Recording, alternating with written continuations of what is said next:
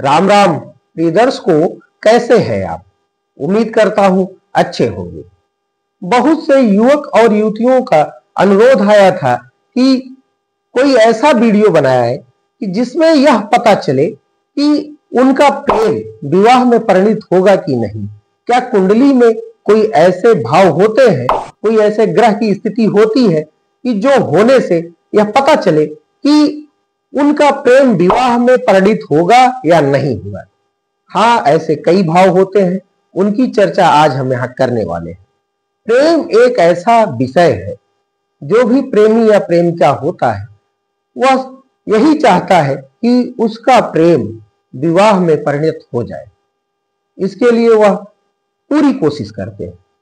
तो इस अवस्था में क्या करें? सबसे पहले आप अपनी कुंडली देखिए। आज हम आपको बताएंगे कि ऐसी कौन सी ग्रह दशा है, ऐसी कौन सी स्थिति है जिसके होने पर आपका प्रेम विवाह तक जाएगा। तो सबसे पहले आप यहां देखिए, आप अपना प्रथम घर देखिए, फर्स्ट हाउस। उसके बाद पंचमेश, फिफ्थ हाउस को देखिए। पांचवा घर संतान का है, आपकी शिक्षा का है और आपकी भावनाओं का है, प्रेम का है। बिना भावना के प्रेम नहीं होती है, इसलिए पंचम हाउस देखा जाता है। आपका प्रेम विवाह में परिणित होगा कि नहीं होगा, इसके लिए चतुर्थ घर भी देखा जाएगा। चतुर्थ घर भूमि भवन वाहन का है, आपकी माता का है, आपके पुराने साथियों का है, साथ ही साथ धोखे का भी है। तो चतुर्थ घर से विचार किया जाता है कि आप जिससे प्रेम कर रहे हैं, क्या वह आपको धोखा देगा या वह आपका जीवन भर साथ निभाएगा। इसके लिए चतुर्थ घर को देखा जाता है। उसके बाद सप्तम घर को देखा जाता है। और दो मुख्य ग्रह ऐसे हैं जिन्हें देखा जाता है प्रेम विवाह के लिए, मुख्य रूप से शुक्र और चंद्रमा को। शुक्र आपके किस अवस्था में है, चंद्रमा आपका कितना बली है। शुक्र भोग का ग्रह है तो चंद्रमा मन का कारक है, तो इसलिए शुक्र और चंद्रमा को भी देखा जाता है। यह देखा जाता है शुक्र आपका किस ग्रह के साथ युति बनाकर बैठा है। शुक्र मंगल के साथ बैठा है, सूर्य के साथ बैठा है, राहु के साथ बैठा है, केतु के साथ बैठा है, शनि के साथ बैठा है। यह सारी स्थिति देखी जाती है। यदि शुक्र मंगल के साथ हो या सूर्य के साथ हो, तो ऐसी अवस्था में जिस भी किसी जातक के आप देखते होंगे कुंडली में शुक्र मंगल के साथ हो या सूर्य के साथ हो, तो ऐसा जातक किसी बाउंड्री में बंधा नहीं रहता है। वह आपसे प्रेम कर रहा है तो यह बहुत अधिक चांस है कि वह एक से अधिक प्रेम में विश्वास रखेगा, वह उसका मन भटक जाएगा, वह एक से अधिक प्रेम करने लगेगा। तो यह संभावना बढ़ जाती है जब शुक्र के साथ मंगल और सूर्य हो। ऐसी स्थिति कई होती है, तो धीरे धीरे उसकी हम चर्चा करेंगे। तो सबसे पहले एक स्थिति यह देखी जाए, यदि कुंडली में पंचम भाव का मालिक छठवें घर में, आठवें घर में, 12वें में, चतुर्थ में हो।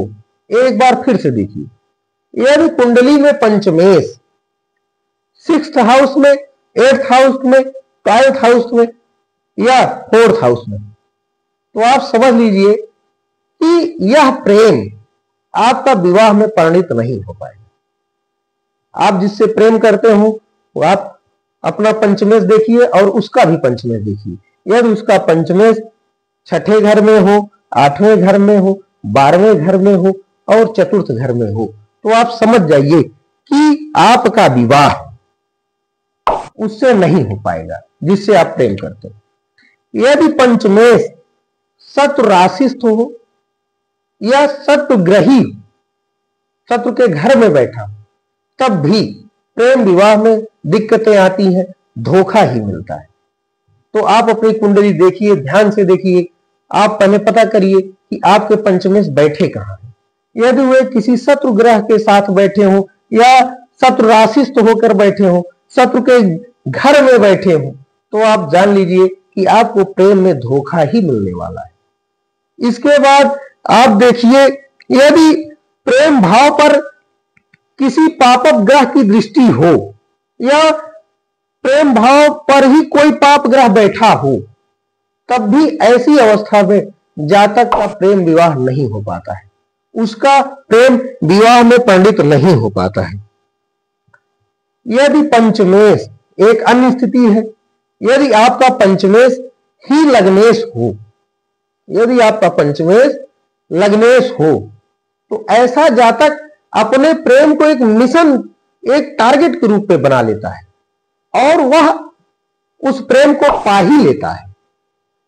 आप देखिए अपने जन्म कुंडली में आपकी ग्रह स्थिति ऐसी हो कि आपके पंचमेश आपके लग्नेश हो, तो आप यकीन मानिए कि आपका प्रेम विवाह, आप जिससे भी प्रेम करते होंगे, आपका विवाह उसी से होगा। और यदि पंचमेश सप्तम घर में बैठे, तब भी आप यकीन मानकर चलिए कि आपका विवाह आप जिससे प्रेम करते हैं उसी से होगा।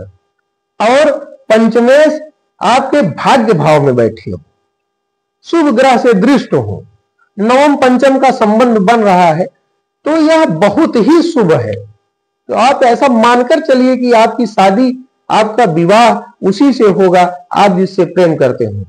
आप अपने जिससे प्रेम करते हैं अपने पार्टनर की कुंडली देखिए और अपनी कुंडली देखिए, पंचमेश आपके 9th हाउस में बैठे हैं, तो यकीन मानिए कि आपका विवाह आपके जिससे प्रेम करते हैं उसी से होगा।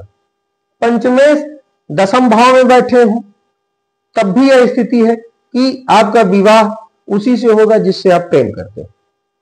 पंचमेश 11th हाउस में बैठे हो और किसी शुभ ग्रह की दृष्टि हो, तो ऐसी स्थिति में यह मानकर चलिए कि आप जिससे प्रेम करते हैं आपका विवाह उसी से होगा।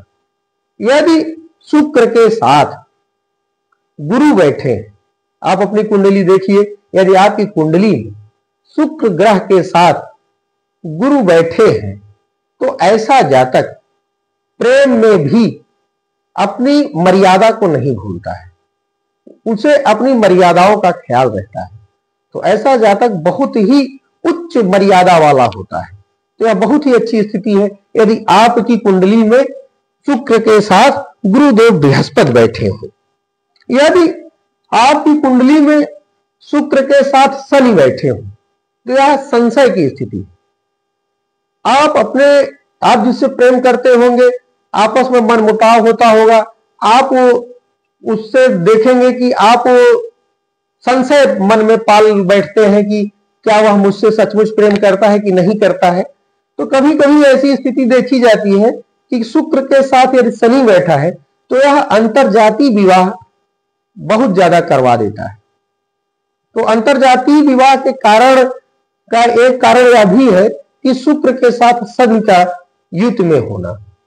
तो किसी भी जातक की कुंडली में शनि के साथ शुक्र के साथ शनि बैठे हो, तो आप देखिए कि आपके अंतरजातीय विवाह होने के चांस बढ़ जाते हैं। एक स्थिति यह है कि पंचमेश आपके लग्न में हो, ये तो हम पहले ही चर्चा कर चुके हैं कि पंचमेश अगर लग्नेश है तो ऐसा जातक अपने प्रेम को मिशन के रूप में लेता है और अपने प्रेम को पाकर ही रहता है।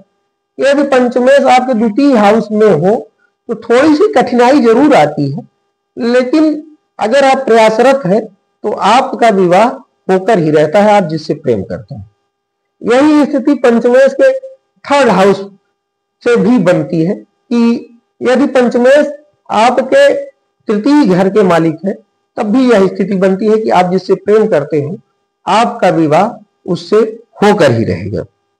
एक स्थिति यह है कि 4th भाव में, आप 4th भाव देखिए, यहां पर कोई भी पापक ग्रह बैठा हो या पाप ग्रह की दृष्टि पड़ रही हो, पाप ग्रह राहु, केतु, शनि, सूर्य, यहां राहु केतु का संबंध बन रहा हो या शनि आपके 10th भाव से बैठकर देख रहे हो अपनी 7वीं दृष्टि से, या शनि आपके द्वितीय भाव में बैठकर अपनी 3री दृष्टि से देख रहे हो या अपनी 10th दृष्टि से देख रहे हो, राहु आपके यहां बैठकर अपनी 7वीं दृष्टि डाल रहे हो, या राहु आपके 12th हाउस से बैठकर अपनी 5वीं दृष्टि डाल रहे हो, या केतु आपके 10th हाउस से बैठकर अपनी 7वीं दृष्टि डाल रहे हो, या केतु 12th हाउस से बैठकर आपकी 5वीं दृष्टि डाल रहे हो, या राहु केतु सूर्य शनि में से कोई एक ग्रह या इनमें से एक से अधिक ग्रह आपके चतुर्थ हाउस में बैठे हैं, तो आप समझ लीजिए कि आप जिससे प्रेम करते हैं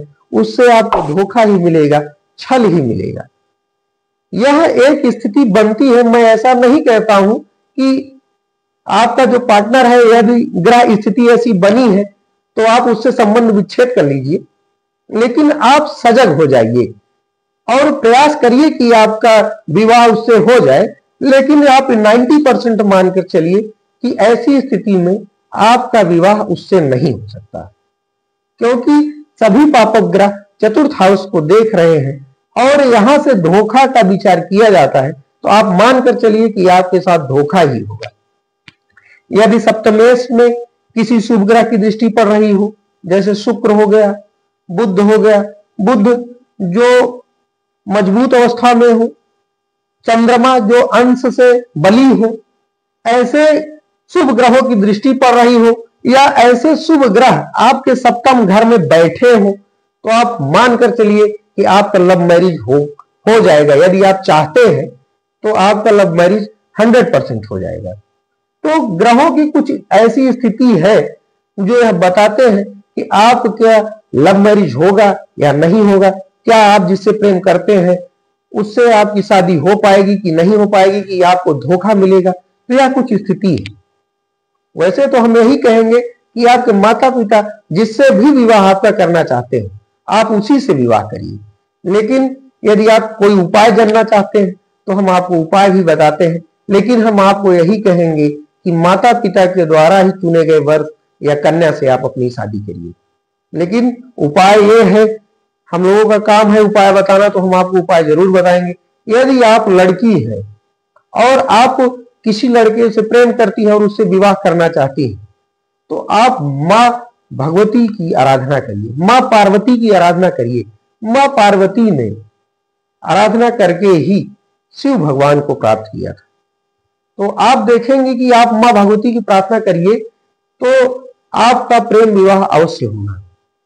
यदि आप लड़के हैं, किसी लड़की से प्रेम विवाह करना चाहते हैं, तो आप कृष्ण भगवान की आराधना करिए।